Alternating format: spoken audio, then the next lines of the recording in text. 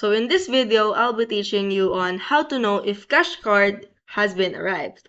So first, you need to actually open your account and access your application via mobile device. And as you can see on the bottom navigation, beside the Cash App logo, you will see that icon. You just have to click on that and you will see get free cash card button. You just have to click that one. And as you can see, when you go back to the main menu, you just have to click on the profile icon that's located at the top right corner of the screen. Once you click on that, under your accounts and account and settings section, just click the support.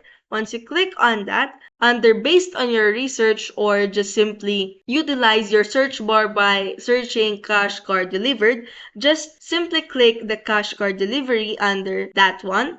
And under the related section, click the Go to Cash Card tab. And once you're in, you will see Cash App support. So if you find this video helpful, don't forget to smash that like button and subscribe so you never miss a new video.